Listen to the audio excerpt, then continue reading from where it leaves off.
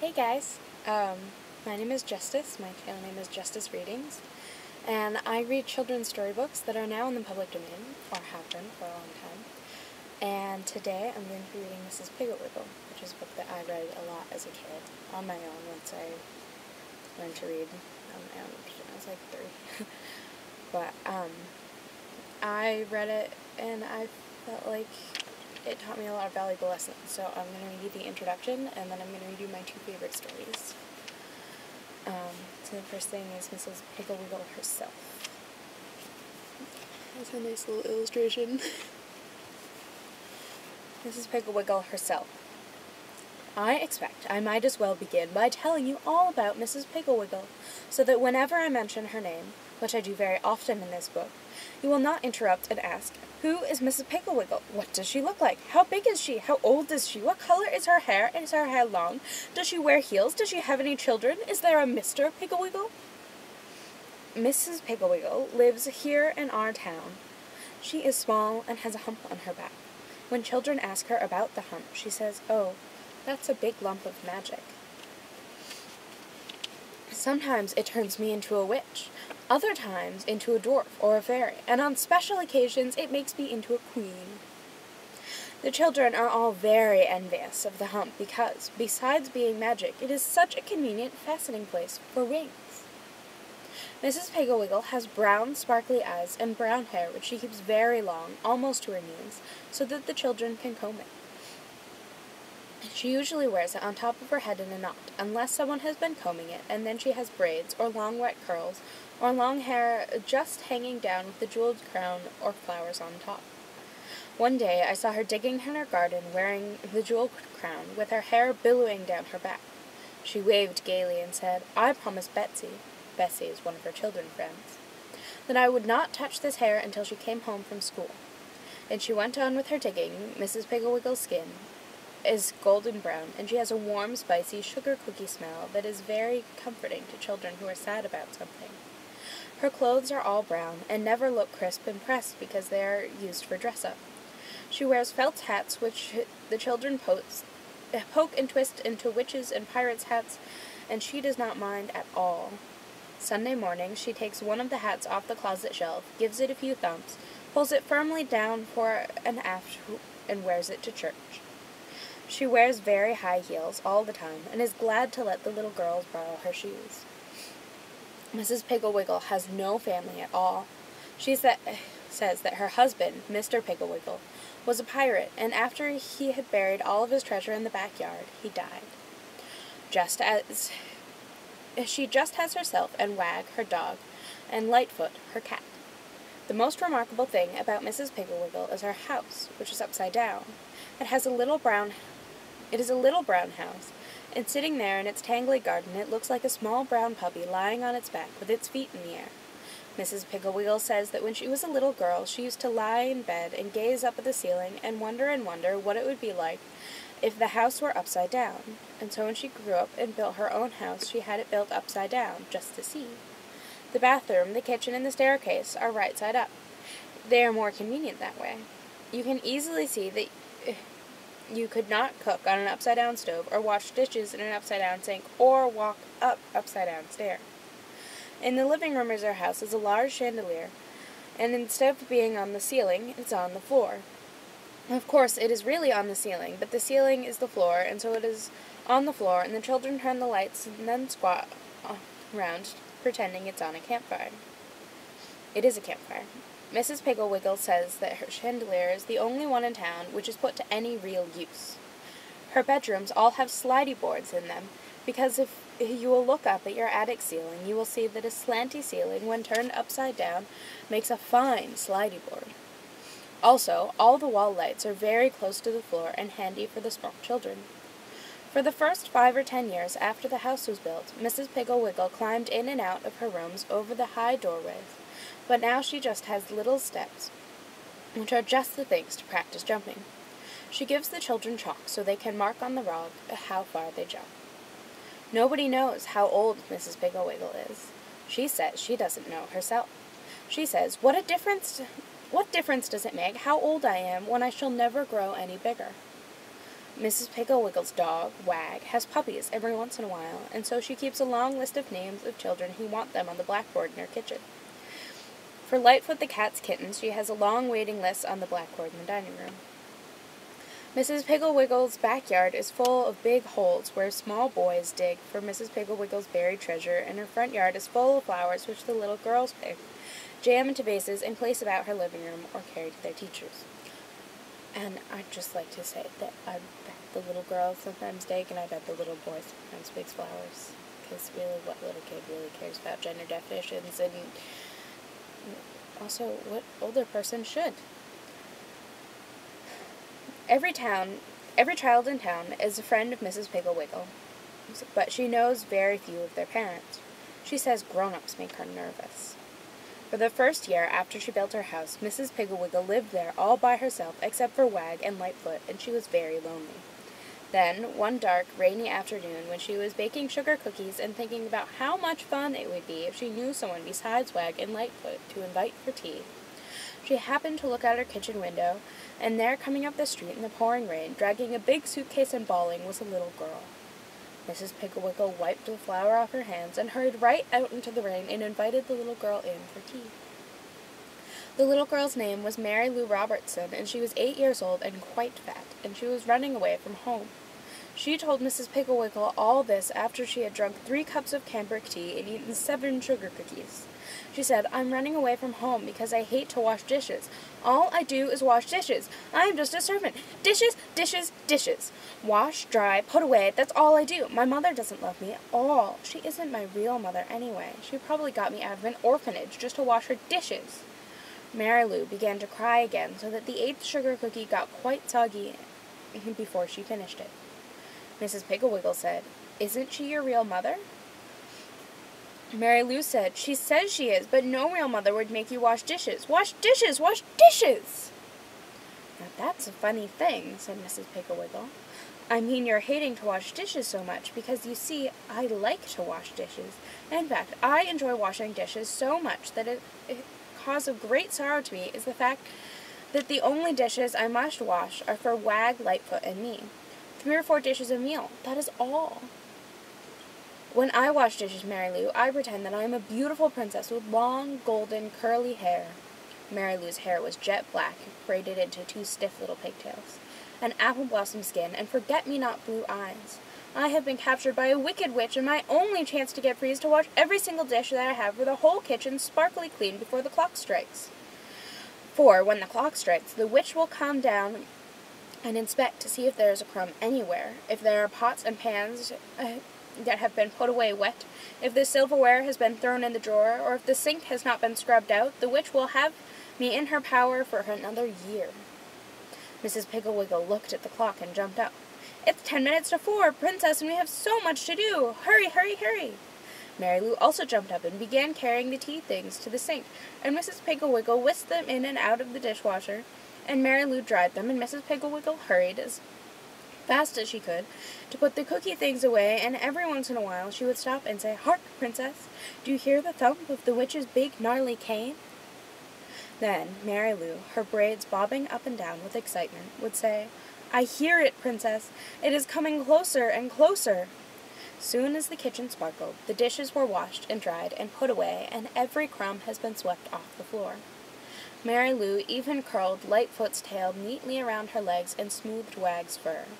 Just before the clock struck, Mrs. Piggle Wiggle said to Mary Lou, "Princess, I must leave you now, but show the witch the work you do, and oh, I do hope you will be free." Then she went upstairs, and pretty soon down the stairs came a terrible old witch with a long black dress, and a tall black hat, and a big, gnarly black cane. Mary Lou was very scared until she saw the sparkly eyes of Mrs. Piggle Wiggle under the black hat. She showed the witch the kitchen, and the witch took out the cookie pans and carried them over to the lights to see if they were clean and dry. She got down on her knees, squeaking like a rusty gate, to see if Mary Lou had swept under the stove. She felt inside the teacups to see if there was sugar in the bottoms, and she put on her glasses to examine the sink. But she could not find anything wrong, so she handed Mary Lou the key to the kitchen door and screeched out, "You are free, Princess, but I will get you again, never fear." The witch clumped back up to the stairs, and in a few minutes came down Mrs. Piggle Wiggle. "Well," said Mrs. Piggle Wiggle, "do you see why I like to wash dishes?" Mary Lou said, "Oh, Mrs. Piggle Wiggle, that was the most fun I've ever had." Mrs. Piggle Wiggle said, "Of course you can have more fun than I can, because you have so many more dishes to wash. If only I had more dishes, and I could take longer, and I would be a princess with curly, yellow, long hair, apple blossom skin, blue eyes, and a beautiful voice, and I would sing songs over the dishpan. Also, if I had more dishes, I would have the witch ride through the night on a broomstick and creep out on the back porch to see if she was coming. I could hear her land with a thump on the roof, and I would go slip upstairs to see if she was going to slide down the chimney or thump down the stairs. Oh, there would be ever so many exciting things to pretend, if only I had more dishes to wash." After a while it stopped raining, and the sun came out, and Mary Lou took her suitcase and went home.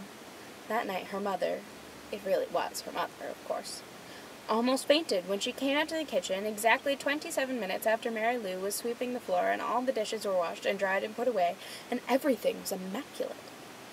Mrs. Robertson rushed in and called Mary Lou's father, and came out to the kitchen and pretended to fall on the floor with surprise, and then he said to Mary Lou's mother, "I like your new maid, madame. In fact, she is so much better than Tilly Slopwash, who used to be here, that I think we should invite her to the moving picture show some early evening."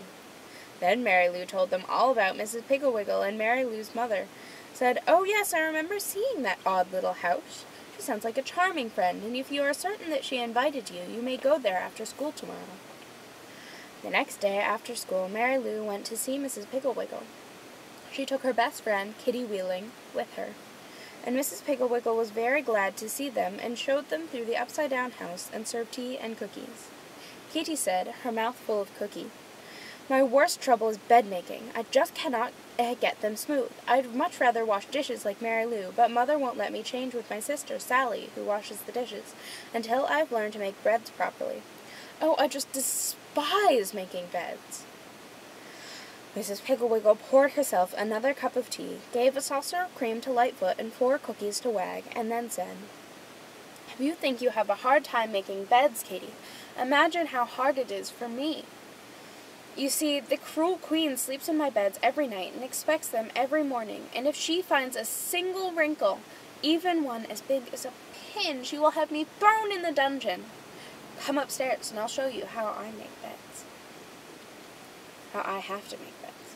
They went upstairs, and Mrs. Piggle Wiggle threw the covers off of the foot of one of her own beds. Then she had Kitty help her make it, and when they finished, it was as smooth as the floor. I lost my place. It was as smooth as the floor, no wrinkles.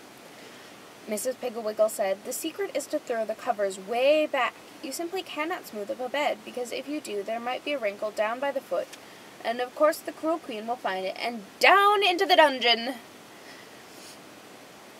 Mrs. Piggle Wiggle took the bed all apart again, and said, "Now, Kitty, you and Mary Lou make the bed while I tell the cruel queen you are ready for inspection." She went just into the closet, and then shut the door. When she came out, just as Kitty and Mary Lou finished the bed, she was no longer Mrs. Piggle Wiggle, but the wicked, haughty, cruel queen. On her head she wore a glittering, jeweled crown. Her hair hung down her back in deep waves. Around her shoulders she had a purple fur-trimmed robe on her, and on her face she wore a smile so cruel it made Kitty's teeth chatter. She stalked over to the bed and lay down. With her gold slippers she felt at the bottom of the bed. With her ringed fingers she felt the top and the sides. She stood up with her scepter. She pulled back the spread to see if the pillows were wrinkled. Everything was perfect. The cruel queen's face became convulsed with fury. She said, "Not a wrinkle, not a single lump. I am furious. But never fear, little slaves. My day will come, and into the dungeon you will go. Come, my servants, we will go." Mrs. Piggle Wiggle stalked into the closet. That was the beginning of Mrs. Piggle Wiggle's friendship with the children.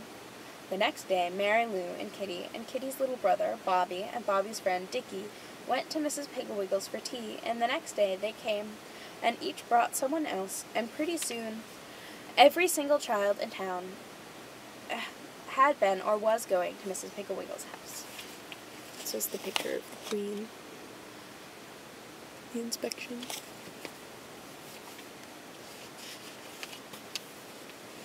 She showed Bobby how to sneak out and get the fireplace logs without being caught by the Indians. She showed Dickie how a lawnmower is really a magic machine that mows down enemy millions and billions at a time. She taught Max how to take out the ashes without making a sound and without leaving a trace to show the train robbers who were on his trail that he and the sheriff had camped there.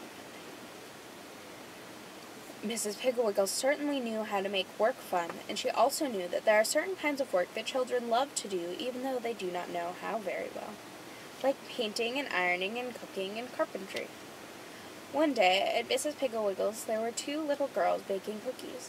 One little boy baking a pie and getting flour on the floor and eating most of the dough, a little girl ironing in a very wrinkly fashion, all of Mrs. Piggle Wiggle's clean clothes, 4 boys with paint on their faces and feathers in their hair, chopping kindling, 2 boys painting the doghouse, 3 girls darning old pirate socks of Mrs. Piggle Wiggle's, and pirates everywhere, digging in the backyard, shooting and yelling, running through the house, grabbing hunks of raw cookie dough.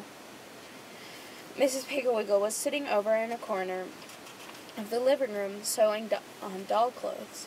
She was wearing the jeweled crown, and Kitty Wheeling was standing beside her throne, which was a chair with a tablecloth draped over it, dipping her hairbrush in a glass of water, and making Piggle Wiggle's hair into long, wet curls. Kitty said, "Your Highness, shall I use the gold or the silver hairpins?" Mrs. Piggle Wiggle said, "Oh, let's use the ones with the diamonds in them, hairdresser. They look better with this crown." Just then the telephone rang, and it was some mother wanting to know what to do with her little girl who wouldn't take a bath, and that is how Mrs.